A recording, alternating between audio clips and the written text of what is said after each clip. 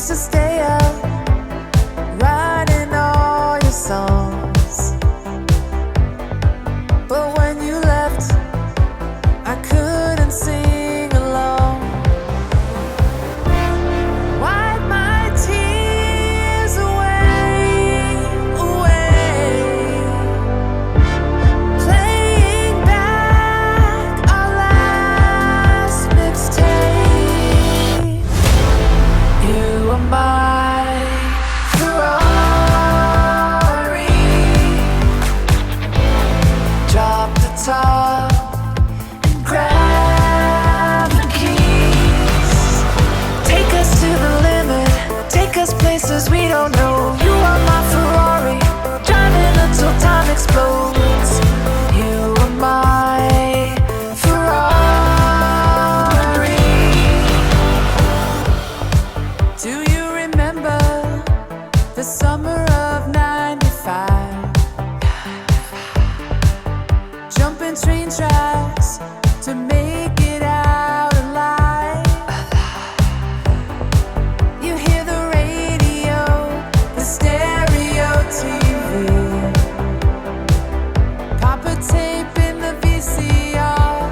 Here you are with me.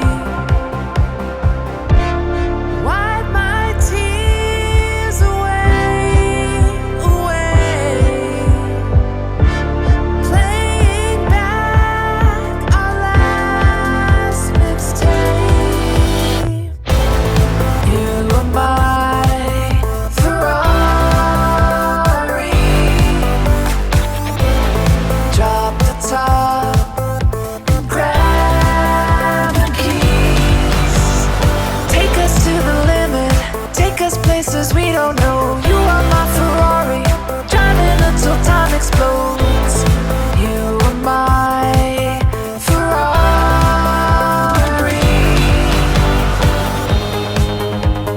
Drive me to the limit,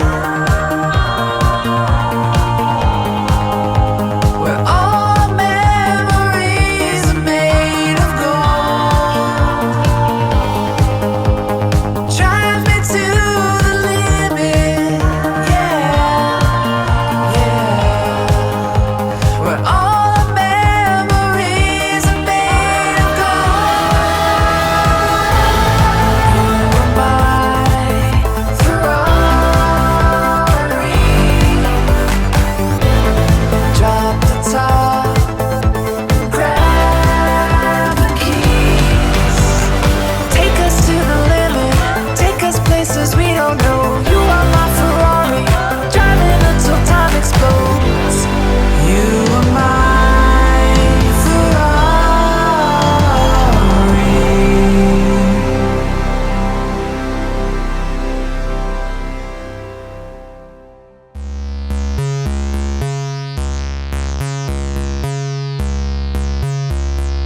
Legal Ops and Tech Forum. We are. We're gonna play you another song now. That first song, 95, we came in on a Ferrari off the PCH in Malibu. And now we're taking you to Paris to an underground nightclub. I'm Savage Fridays, and this is my co-producer.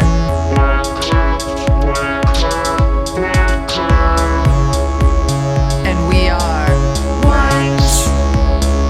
Stick around after the show for a tour of Decentraland. We'll see you out there soon, everybody. Legal Ops and Tech Forum 2022. Enjoy the show.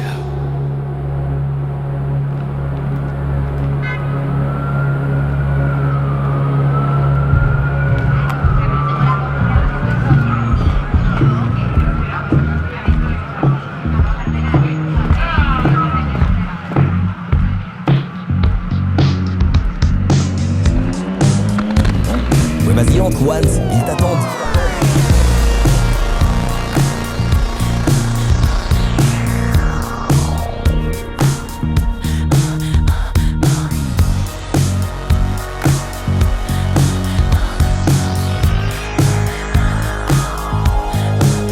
The magic starts when you enter the room. You're so witchy, did you come on a broom? I couldn't see see you through all of my tears. I've waited days, months, and probably years. You left these marks all over my face, dreaming of us in outer space. But we just end up in the backseat of cars, while Elon Musk is flying to Mars. This love is magic. Come feel the static. It could be tragic. It's automatic. Don't you know what we could be? It's that simple if you make it easy. You think I'm crazy when you look at my face, and then you walk away and ask me for space. This love is magic. Come feel the static. It could be tragic. It's automatic. Love is magic.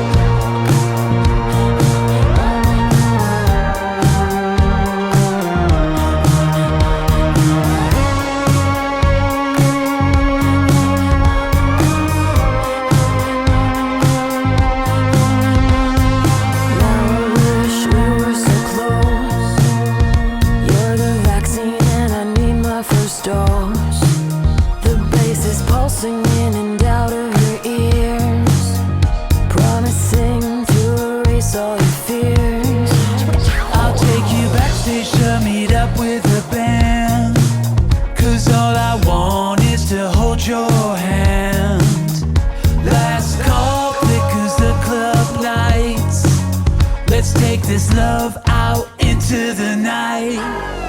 This love is magic. Come feel the static. It could be tragic. It's automatic. This love is magic. Come feel the static. Could be tragic. It's automatic. Love is magic.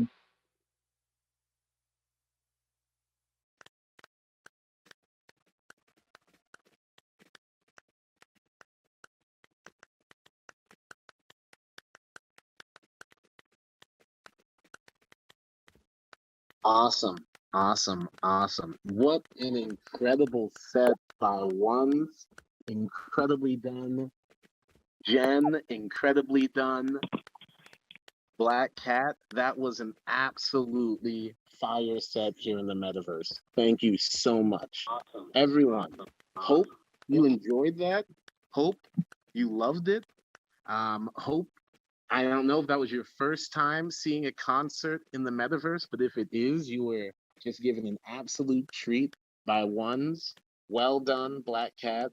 Well done, Jen McCarran of clock and legal operations fame, but obviously of musical fame, both real world and the metaverse world as well. So, folks, you have been looking at a very exciting stage over there with lasers and lights, and now we'd like you to actually turn your attention behind yourselves. And so for those of you who didn't attend any of the Metaverse 101 sessions, if you click your screen, you'll be able to use your mouse to look around. So if you turn around, you'll see a stage where we've got a few folks on stage, and these aren't just any folks we have here on stage. We've got Akshay Verma, the head of legal operations at Coinbase, Julian Sisson, head of legal operations at Meta, and Tom Orson, head of legal operations at Microsoft. And we're going to be having an awesome conversation here, at the intersection of Web3, Metaverse, and legal operations, topics that I'm sure interest several people here. The fact that legal operations is a field that has kind of naturally grown and become created over time globally makes makes the metaverse an incredible place for us to have these kinds of conversations. I'm actually in from Ghana right now, in West Africa, and we've got folks from all over the globe here. And so, without further ado, we're going to go ahead and have a conversation, around the 21st century legal department, around the metaverse. I know in the last few days, GPT has also had folks thinking about what does the future of delivering legal services look like with technology advancing so quickly. So I can think of no better place to talk about this kind of advancing technology than from in the metaverse. And I can think of no better people to have conversations around the metaverse with than legal operations professionals from such powerful Web3 companies such as Coinbase, Meta, and Microsoft, right? And so my name's Mamion Woodyway, aka Black Santa, hence what I'm looking at, of Eversort fame, hopefully. And we're gonna kick off this panel just by going around probably Tom and Akshay and Julian. And the first question we have for folks here is, what does the metaverse mean to you? And so, Tom, if you'd like to kick us off. I'd like to say, well, first off, thanks for having me. This is exciting. My first official meeting in the metaverse and panel discussion. So very, very exciting. Man, thanks for putting this together and for having me. The metaverse for me, I think it is a very on-form notion. My biggest interest and what really appeals to me is ways to bring people closer. So I run a team of very few Microsoft employees, so we're light from an employee standpoint. There's 13 of us, but by extension, we work with a lot of managed service providers, so LPOs, BPOs, that are extensions of our team, and they're truly global. So we run global delivery centers in 4 different locations on a 24/5 shop. Any bit of technology that can bring us closer together, to bring that creativity and that teamwork together, is going to be a huge opening for us. And so I'm very interested in seeing how that can bring our teams closer together.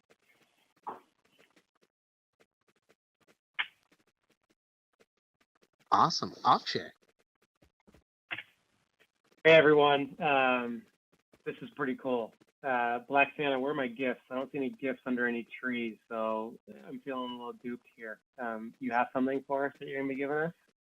We actually will be giving out free ones band memorabilia to everyone who signed up. That email will be coming out after, but more than that, just everyone's here presence. Their presence is a present. So Absolutely. Yeah, look, I spent some time, worked with Julian at Meta. And if you think about, the mission of the company, the rebrand from a little while ago, it was all about building connections, like building a more connected world. And I'm now at a company at Coinbase where we're trying to create economic freedom for the world. And for me, the metaverse, probably in its early days of my understanding of it, started as a tool for that. And I think if you just look out into the crowd here and kind of how we're engaging right now, it's turning into something very, very different. And I think it's going to start becoming a place where we're engaging our lives, maybe not the entirety of our lives, but I'm seeing it happen with my kids. My kids are now talking about things like VR, and they're 8 and 10 years old, things like VR and the metaverse in a fashion that's very second nature to them. So, I'm 46, I've been around the block a little bit. So this is all still very, very different. I grew up in an analog world. My brain works in an analog fashion. The generation that's grown up now, their brains work in a digital fashion. So how they engage with the world, with each other, and with themselves, I think, is exactly what the metaverse is going to turn out to be. excellent. And we'll move over to Julian. And just to be clear, none of course, the views expressed in any of the comments today reflect those of, Eversort, Meta, Microsoft, or Coinbase. These, of course, we're all talking from a personal perspective. But I'll pass it over to Julian. Thank you, Meme. First, I just want to say again, like how impressive Jen's performance was. Oh my God, this was amazing. I'm a little out of breath because I started dancing a little bit and I realized I'm not in great shape. I'm excited to be here. This is the first time I'm doing this in the metaverse in Decentraland. I'm gonna say that I'm gonna kind of continue that theme. I think the whole goal of metaverse at a high level, the way I see it personally, is about connecting people, just improving the connections that we make today in real life, maybe augmenting those connections, not necessarily replacing, of course.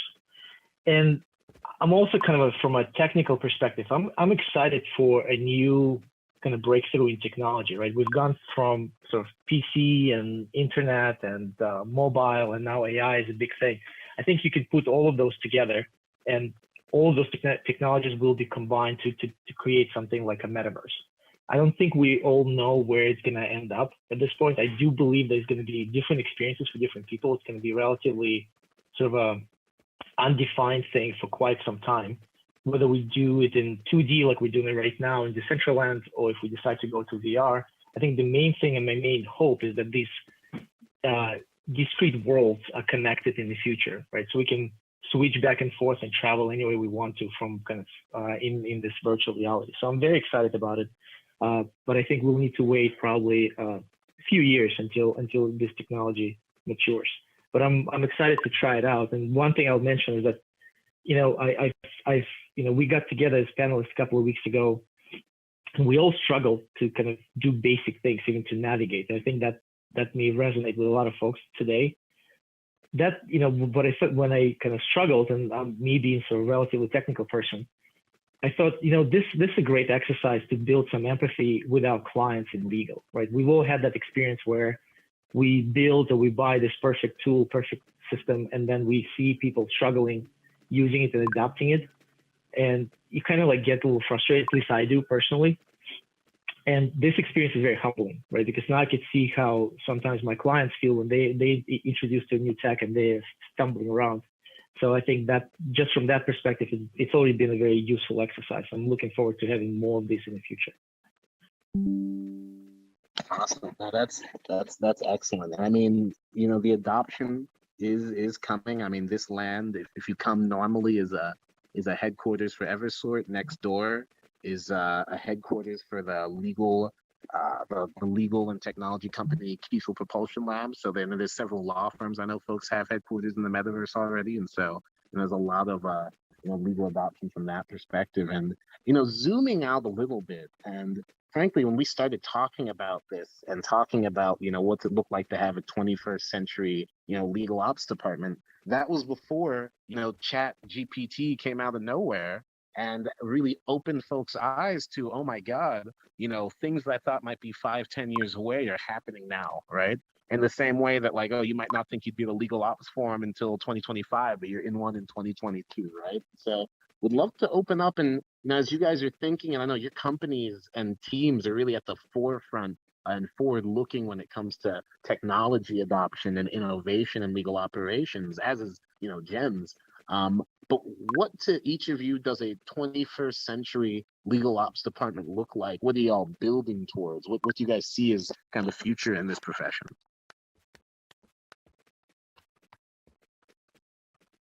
This is Tom. I'll just jump in. The one thing I do know is it'll be different. It'll look different. Rewind 4 years ago before the pandemic, if somebody would have asked me that I would have been fully productive and capable of doing my job in front of a webcam on team meetings for 8 to 10 hours a day, I would have laughed them off as a joke. Turns out that happened, and I was completely productive. Team was productive. We got our work done. That was a radical shift for us. I look at this as an extension of that shift. It's gonna look different. I think people are gonna want to live where they want to live and work where they want to work, and the two don't always have to coincide.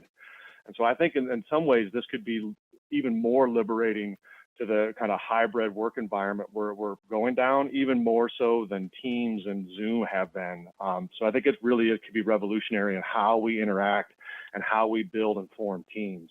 Rather than trying to attract talent to Redmond, does this give me an opportunity to attract the best talent in the world, regardless of where they sit, and still have those robust personal connections with them? I'll echo what Tom said, and I'll add a couple of things. I also find it interesting that, you know, we're wrapping up 2022. We're 2.5 years into a pandemic where literally companies, employees have proven to themselves and to each other that we can do it in this remote atmosphere. And yet you're starting to hear the rumblings of, oh, we have to go back to the office. And like, it just boggles my mind. But to Tom's point, you know, our profession, our kind of almost a reason for being within legal departments and companies is to get people to do things differently, and particularly lawyers. And so my hope, and I think you're seeing this now, my hope is that is accelerating our ability to do that, and our ability to get our lawyers in the department currently for their own benefit, and the benefit of the company, is going to start accelerating. So I'm excited to how not only kind of other tools and legal technology, it doesn't matter for your role in that, the ability to connect to a in parts of the school that you may not necessarily or just really in how the department goes about doing its day-to-day work, or you know, contracting or litigation or IP or whatever the specialty may be. I think the role that legal ops will continue to play will have an even bigger seat at the table as a result of that acceleration.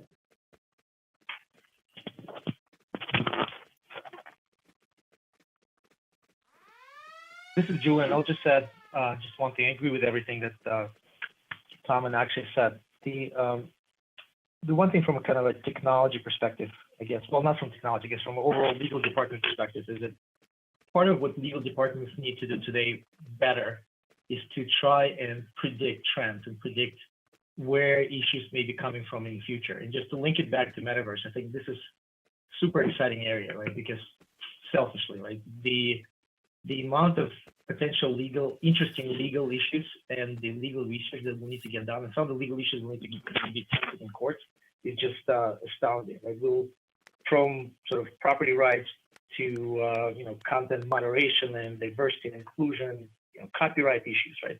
It's going to be a very exciting space from a legal perspective, which means we in the legal ops and legal technology side will be very busy, and this is our chance to shine, right? Because we are trying this now, we should be able to educate our clients on what this is, right? So I look at it as an opportunity to kind of grow the influence of our teams as well within the legal department of the future.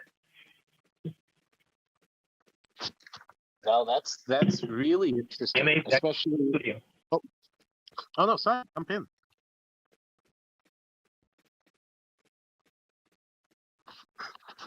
Okay, yeah, we're just saying that's really interesting. You know, looking at the fact that, you know, some of these technologies are going to lead to kind of new legal issues and questions that, you know, legal operations will obviously, you know, have a role in. You know, I wanted to kind of zoom out a little bit because I know some of the folks joining were also excited because, you know, this whole Web3 revolution is obviously creating new companies, and, you know, folks might be looking to transition some of their, you know, careers in that direction. And obviously legal ops has, you know, similar veins no matter, you know, where you're working at. But, you know, from a compliance perspective, maybe it's more remote, but are there any differences you've seen working at a company in Web3, and for folks who might want to transition their careers in a more Web3 direction while remaining in the legal operations side? Do you have any advice for folks? I actually had a really interesting conversation around this, from a historical and philosophical perspective with my son in second grade.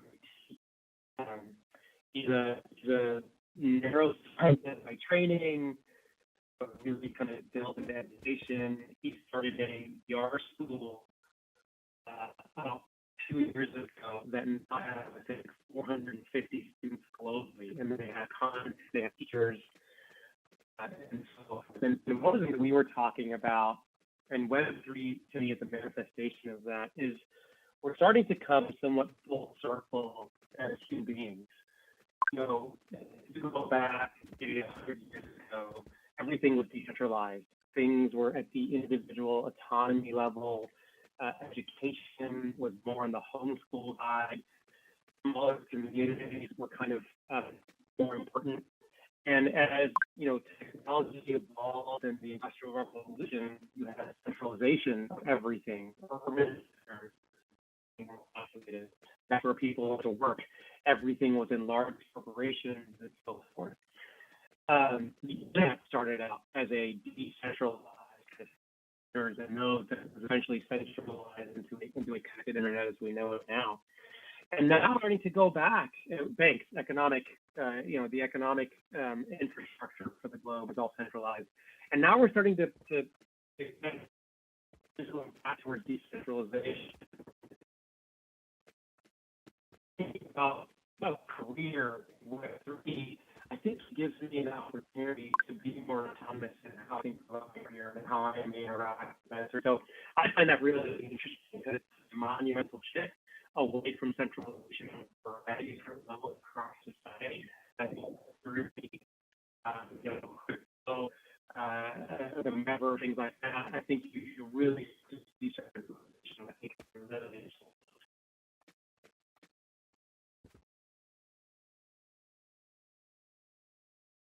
Excellent. I know the audio was coming a little bit in and out there. Akshay, that I do think folks are able to kind of hear that, especially that kind of massive shift that's occurring. It used to be these big, massive, large company conglomerates, and as we see the current economic, conditions of kind of, that shedding down to, more decentralized. It's a very incredible, fascinating shift there. Tom, Julian, do you guys have any comments when it comes to the difference between working at a company in Web3, and also advice for folks who might be wanting to transition their careers more to kind of Web3 companies while remaining in legal operations? Yeah, so I mentor quite a few folks inside of Microsoft and also folks inside just in the industry in general. And one of the things I talk to them about all the time, and I don't think this is specific to a technology company, but I do think it's specific to legal ops for sure, and probably very likely to a technology company, is you have to really embrace change. People talk about it, but as Akshay said before, one of our core roles in legal operations is to teach people how to do things differently or show them how to do things differently that are more efficient, that drive value. That's a never-ending cycle. And so one of the things about, it's kind of a double-edged sword. One of the best things about my job, and sometimes one of the most frustrating things about my job, is the technology we bring to bear to solve problems constantly changes. So I'm constantly having to kind of swim in the deep end, try to figure out stuff that doesn't work.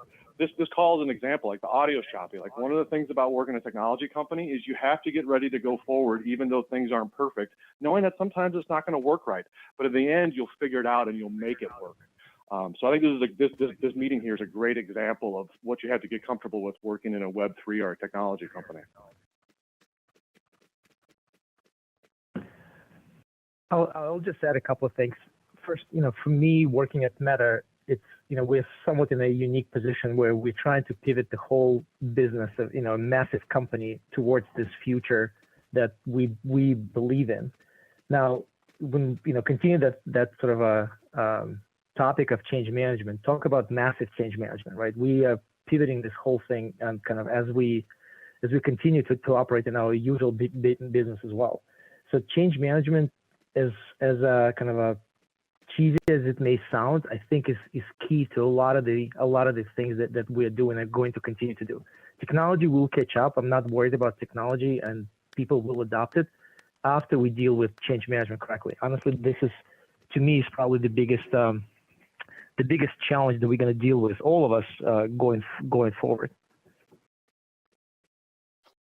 Mm-hmm. No, that's a good point, and it's important that as we sit here with 50, 60 odd legal operations professionals, and I know throughout the week we've been doing different Metaverse 101 trainings with folks too, and getting their impressions of their first time kind of entering into spaces like this. 30 years ago, I know a lot of companies were thinking, hey, is it a good time? Should we think about having a website? And now everybody has a website. It wouldn't make sense to not have a website, And I wonder, as we sit here on the Kiesel Propulsion Labs, Metaverse headquarters, which was able to quickly transition into a panel stage just based on demand. Do you think we'll be getting to a place down the line where folks are thinking, hey, do we need to have a metaverse land? And what other kind of corporate changes and questions that might seem more fantastic now, do you think folks might be asking down the line, be it from IP perspectives, maybe companies minting NFTs? Just kind of curious on kind of your guys' views there, especially with the positions you hold at such forward-thinking Web3 companies.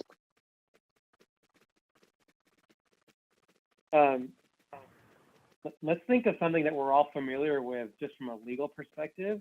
What about courtroom hearings? What about trials?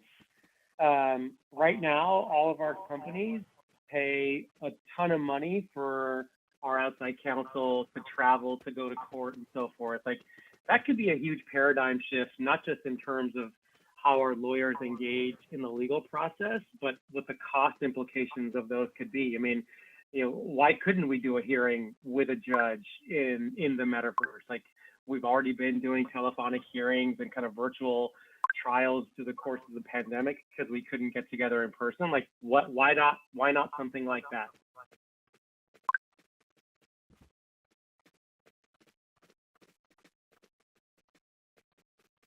Absolutely love that. Any other thoughts, Tom, Julian, just on some other questions that might happen or occur? If it's headquarters in the metaverse, IP rights, NFTs, even kind of courtrooms, taking a more immersive digital approach.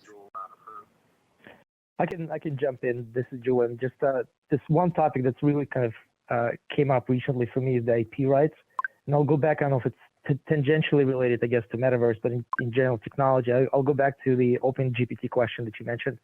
In the last 2 weeks, I've probably produced, well, in quotes, enough poems and poetry to publish a book using OpenGPT. So the question is, who owns the rights, right? I think it's going to be a very interesting conversation. I think someone already did that. Actually, they published the book on Amazon within 3 days, like a kid's book, I think. So I think the IP issues, now that we come into, now that we're getting to a place where AI can generate things, are going to be increasingly interesting, and it's gonna flow everywhere. Right? It's going to be in metaverse, it's going to be in our day-to-day lives, and so on. So I think that's going to be incredibly interesting and important decisions the next few years, I guess. In terms of sort of your comparison to why didn't I get a website 30 years ago and things like that? I think those questions will come up. I know there's, I don't think everyone is sold, let's be honest, on the idea of metaverse, but I think something like metaverse, the next iteration of technology, will happen. It has to happen. So I do believe people will start getting space in metaverse, but maybe not sort of in the next couple of months. Maybe it'll still take a couple of years for this idea to take hold. There's also a generational question, right? Like today, if you ask anybody who's under 30 to engage with a business that doesn't have a website, or maybe even under 40, people probably won't do that, right? It's just going to be a question like, why don't they have a web presence? I think this will happen in the future. I just don't know exactly when this will happen. So the companies who are getting it today, like you guys, I think it makes sense, and it's still probably a better investment than if you do it in 5 to 10 years.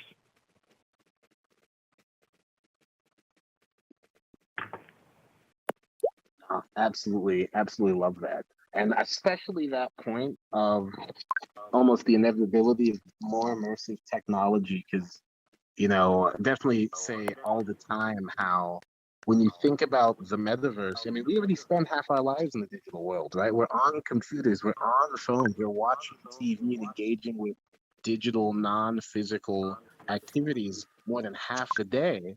But the only difference is it's not immersive. You're rubbing your finger on that screen, all day. And like, for example, I know Meta's making glasses where they've got holograms. So when you're talking to someone on the phone, instead of just hearing them, you can actually have a hologram projected and see their facial expressions as if they're sitting right next to you, right? And that merging of the physical and the digital world is already happening, is already accelerating. And whether or not it takes, within the adoption of virtual reality realms like these or augmented reality is less mum to the point that we are already on this path. It's already accelerating. And as more immersive ways are created to engage with the digital world, companies, organizations, people that want to stay relevant and want, the folks that engage in this digital world to engage with them are going to need to build ways for them to, dive in ways that are from that perspective. So really, really love that piece. And, I guess, just to, I think almost taking a step back and looking at legal operations, I mean, we all know CLOP. If you're here, you know about CLOP, the consortium of corporate legal operations consortium, right? And we know that, legal operations, very few people in legal ops today went to school for 10 years studying about legal ops or told their parents, I want to lead a legal operations organization one day, right? It's really kind of manifested naturally as the needs of corporations have kind of grown, right? And so the fact that we are in the metaverse, right? Meaning that I can join from Ghana. I know several folks have indicated they're coming from Singapore and Australia and kind of Canada. I was excited about it because it reflects the global nature and the really kind of, technologically innovative nature of legal operations. And we'd just love to hear a little bit from you guys, just, about not just your past in legal operations, but, how you see it as this kind of always manifesting and constantly innovating field that is made of folks who might not have known that that's what they want to do when they grew up, but they're really enjoying what they're doing right now. Would love just to hear, some of your thoughts about kind of legal operations as a field from that perspective.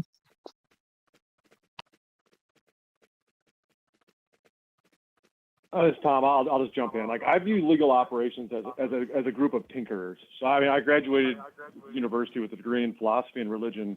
Not a lot of jobs in those spaces. So I kind of had a roundabout way of getting into the profession. But when it comes down to it, what attracted me was my curiosity of playing with technology and fixing things, making things work better. And I look around, and typically people I talk to in this space have the same curiosity and same desire to make things work better. And so I think if you view it from that, it really opens up who can be successful in legal operations, because it really is about that, making things just work better. And if you have an interest in that, this is a really nice home for you.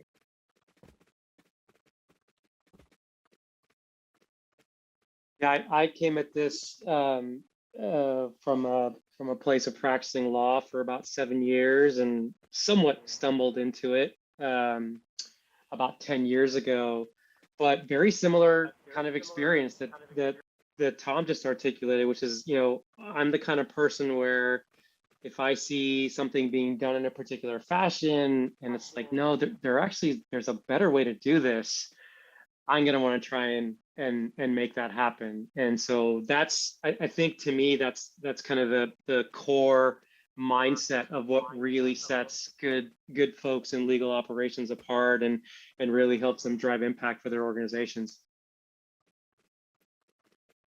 Yeah, I'll just add that, I came to this from a technology perspective. I'm a recovering engineer, I guess. So I tend to spend more time on the technology side, but ops as well. The one thing that I think that I like about our space is that the fact that we don't have quote unquote professional legal ops folks at this point yet, people who actually went to school to get a degree in legal ops, is actually a benefit right now. It may not be in the future, but right now we have to be we're doing all kinds of things. So any experience people bring into this role will be useful, right? Whether you come from philosophy background, HR background, finance background, legal background, I truly believe that anybody can go in, and if they have enough sort of curiosity and not afraid to roll up the sleeves and learn new things and promote new things and connect people, I think people will be successful in this space. That's excellent. I mean, it really is a brave new world, and it really is, an interesting field of, I'll take Tom's word, of a group of tinkerers, right? And I do think that there's a unique flavor to kind of legal operations events, legal operations communities, because of the diverse backgrounds of folks who have kind of made legal operations their own and made legal operations, their home. And so, really exciting. In fact, that we're doing a forum in the metaverse, I think it reflects that. And so that's really really interesting. I mean, I guess last thing, and obviously, I work with Eversort. We're an AI company, and so we're thinking about kind of paradigm shifts and kind of things like that.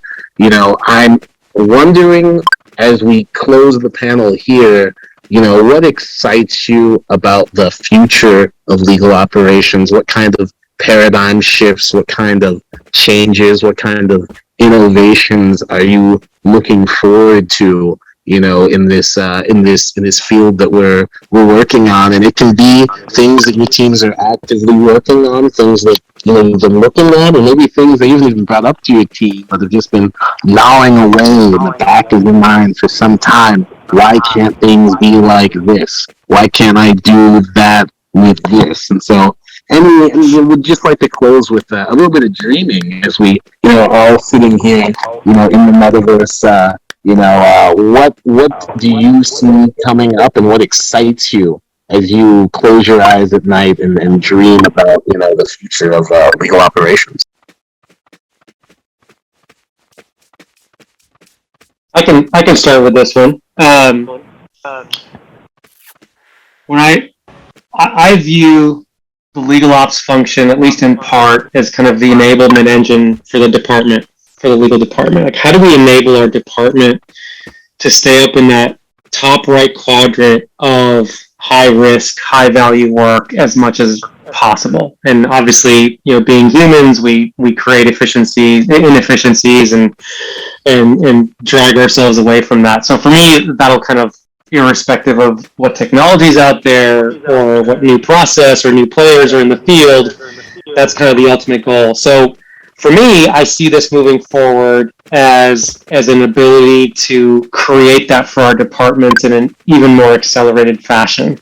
And I really do believe that the metaverse is going to play a role in that in a way that we don't fully understand yet and we don't fully know yet. So I'm excited to kind of see that take place, in whatever specialty across the department it may play in. But I'm really excited to kind of help that in the department's evolution.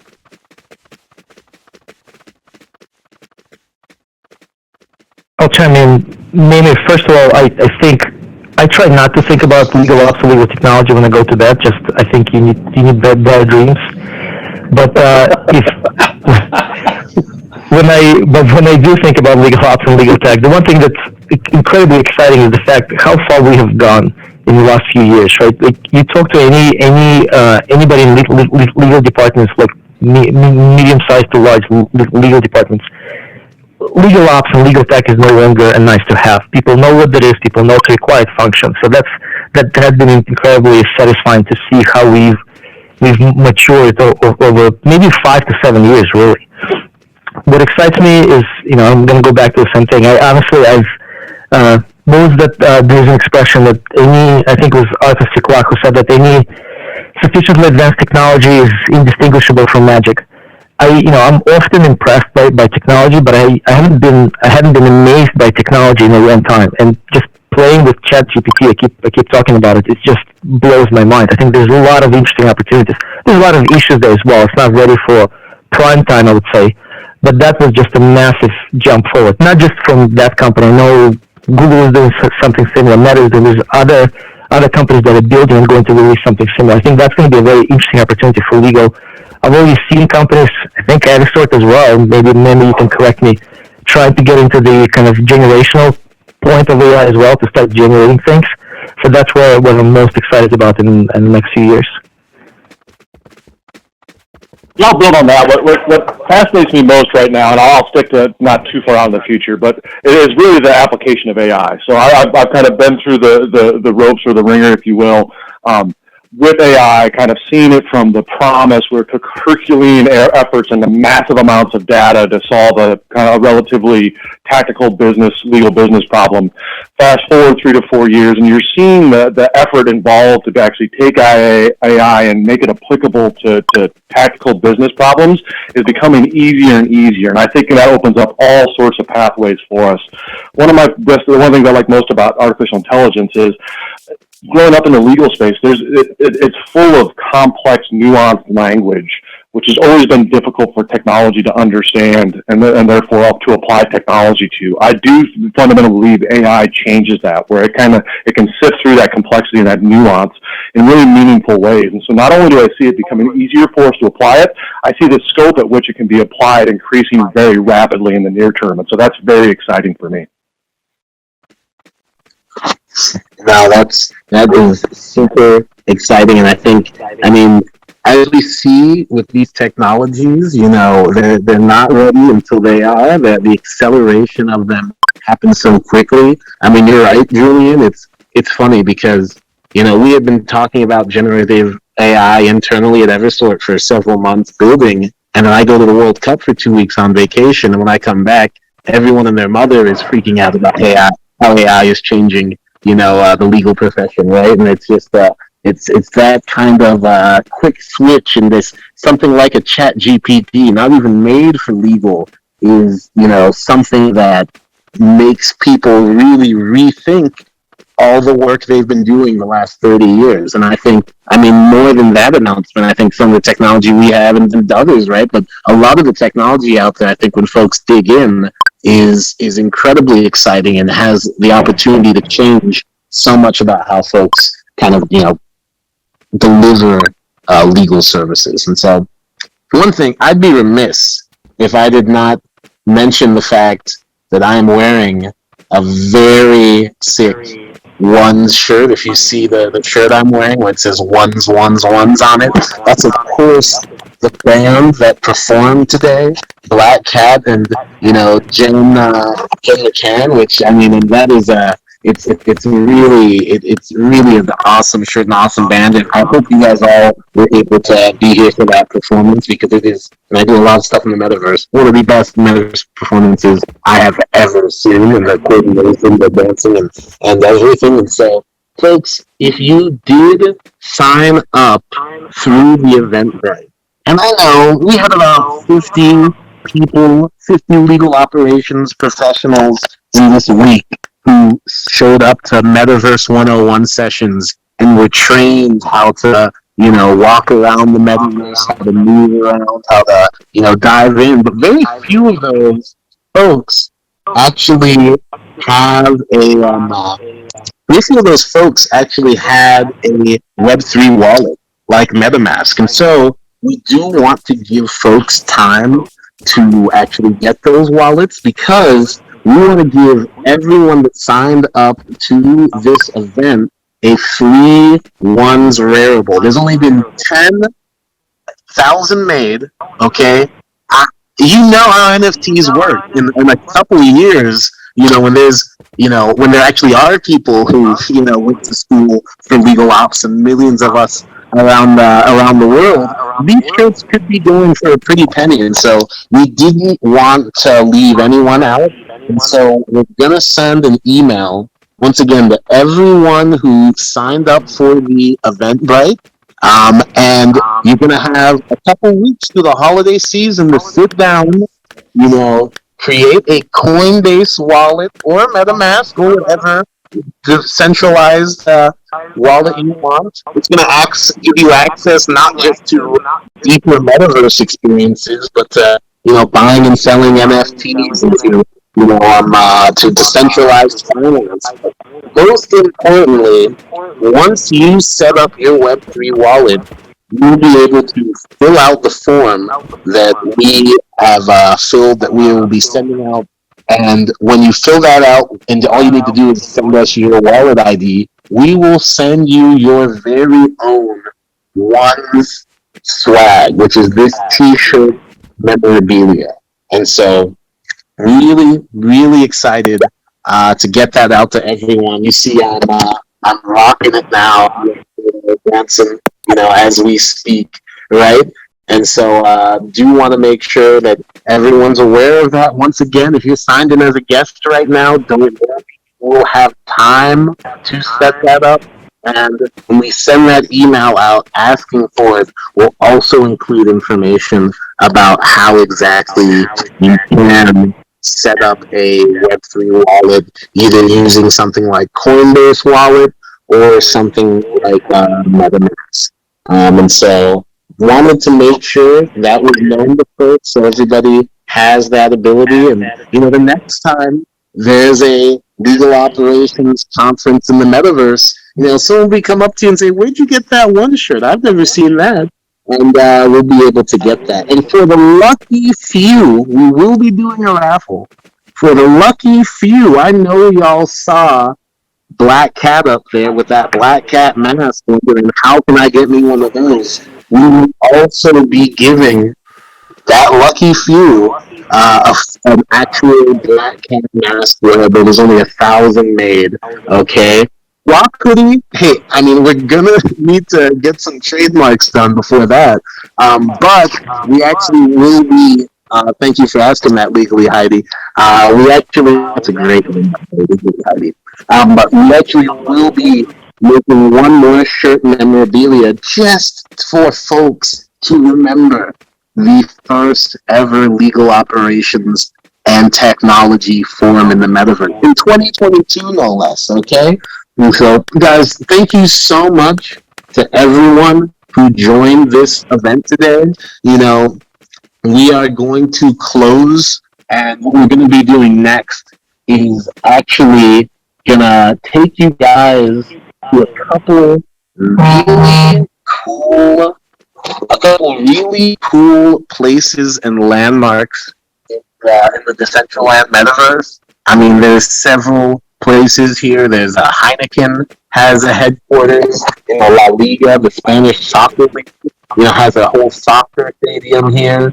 Sotheby's has an area. There's the African Museum of the Metaverse. There's also Crypto Valley, where several large Web3 companies, much like Silicon Valley, have their headquarters, including Polygon and companies like that. And so, instructions for how exactly you're going to doing this teleportation. One, if you have already gone to one of the Metaverse 101 meetings and trainings, then you already know how to teleport. But for those of you, of course, who do not know how to teleport, I will give you some instructions right here and then also write them into the chat. Okay? And so, we're going to go ahead and kick that off. But once again, just wanted to thank everyone. You've really been a part of a historical event. You've really been a part of something really special today. I mean, you're at a metaverse forum in 2022, and that is not normal, folks. Okay, you are ahead of the curve. There's sometimes you're sitting back thinking, "Am I ahead of the curve? Am I behind the curve?" Let me tell you right now, if you are sitting here right now, getting down with ones on that laser stage, or listening to Tom and Akshay wax poetic about the future of legal operations with, folks from all over the world and their digital avatar representations, you are, my friends, at the front of the line and ahead of the curve. And in a couple of weeks, when you set up your Web3 wallet and they're sitting there with your one swag, which may skyrocket in price, a few years down the line, you'll be able to sit through the holidays pretty, knowing that you are indeed ahead of the curve. Okay, so let's start off this tour, and the first place that we are going to go ahead and teleport to is the La Liga, and you can tell I just came back from the World Cup. I got soccer on my mind. We're going to start at the soccer stadium, folks.